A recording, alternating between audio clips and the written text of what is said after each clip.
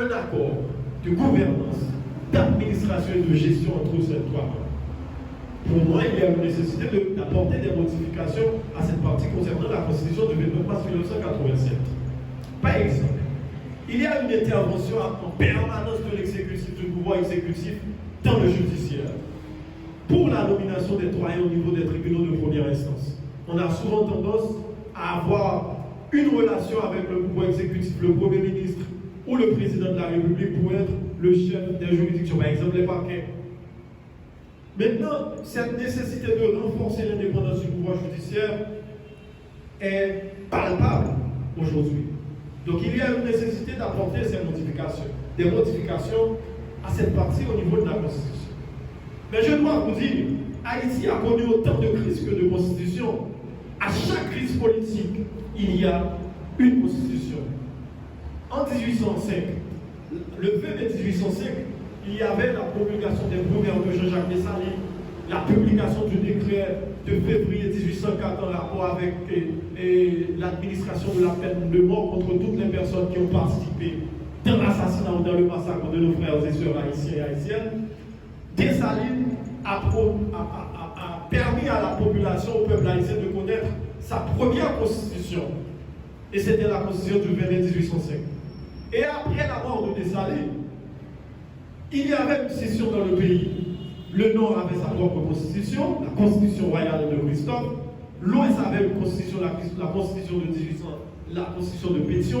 Et dans le Sud, Rigaud avait fait une tentative d'adopter une constitution en rapport avec l'administration et la gouvernance dans le Sud.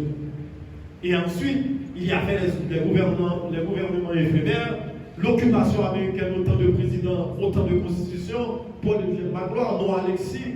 Sur l'ère de Duvalier a dû modifier la constitution pour permettre à son fils de devenir président avec la majorité à 18 ans. Maintenant, à chaque crise, une constitution. Mais ce que vous devez savoir, les mécanismes prévus pour les modifications à la constitution n'ont jamais été appliqués lorsqu'il s'agit de changer la constitution. Et c'est pour cela que, par probité intellectuelle, je dois vous dire aussi que la Constitution, avant de la Constitution du 29 mars 1987, a prévu un mécanisme de révision. Mais on n'a pas utilisé ce mécanisme de prévision pour modifier, pour changer la Constitution. C'est pour cela que je dois vous dire que, au vu des précédents, le changement de Constitution a été toujours, se fait toujours, soit par un rapport politique, soit à travers un événement politique qui contraint les acteurs à changer la Constitution, ou soit par une nécessité. Par exemple, il y avait la dictature et on voulait passer à l'ère de la démocratie, de la liberté de presse, liberté d'expression, la liberté fondamentale et individuelle, et on a changé la Constitution, et c'est pour cela qu'on a cette Constitution du 29 mars 1987. J'estime qu'il y a beaucoup de modifications importantes, parce que je l'avais toujours dit. Comment se fait-il qu'un président qui va aux élections, il vend un projet politique, il va dans toutes les régions du pays, ou à travers ses représentants au niveau des partis politiques, pour dire voilà ce que je vais faire pour Haïti. Et arrivé au pouvoir, le président de la République n'a aucun moyen politique capable de lui permettre d'asseoir sa vision de la chose, ou d'asseoir sa vision politique vendue lors de la campagne électorale. À ce stade, il faut quand même une position beaucoup plus axée sur l'intérêt national. Et moi-même, je dois vous dire, et je dois quand même apporter cette précision pour vous autres qui allez ou vous qui pourrez à l'avenir être, je ne sais pas, député, sénateur et membre de l'administration de la commune et maire ou président de la République, ministre. Vous avez une responsabilité, c'est cette responsabilité de vous engager à d'autres jeunes, d'écouter cet échange combien important sur la Constitution du 29 mars 1987 et sur la nouvelle Constitution.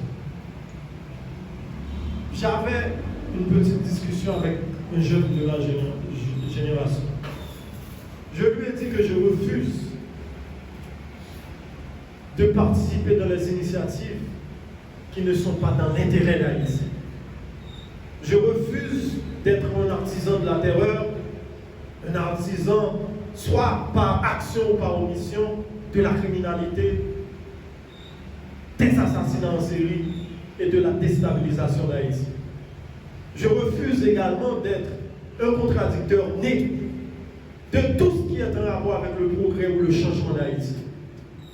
Je refuse totalement d'utiliser ma compétence, mes convictions, ma pensée, mon savoir au service de tous ceux qui ont participé dans la déstabilisation d'Haïti. Je refuse également de participer à côté ou directement dans les initiatives qui ne prouvent pas le changement du pays. Je refuse totalement de m'impliquer, de participer dans tout ce qui a rapport avec toute idée qui vise à saper la démocratie en Haïti. Et je refuse de participer dans les initiatives qui prolongent, qui prolifèrent la crise politique, sociale et économique en Haïti. Je refuse de répandre les discours de la haine, de la dissension, de la discorde.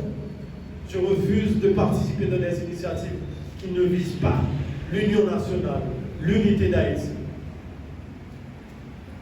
Et j'accepte aussi de donner ma contribution dans tout ce qui a rapport avec le progrès, le changement et l'avancement d'Haïti. Et c'est cet engagement-là que je vous demande de prendre et de nourrir dans vos entourages, dans votre environnement, avec vos camarades à l'université. Et j'accepte de faire ce sacrifice pour pouvoir changer Haïti. Merci beaucoup. À vous dans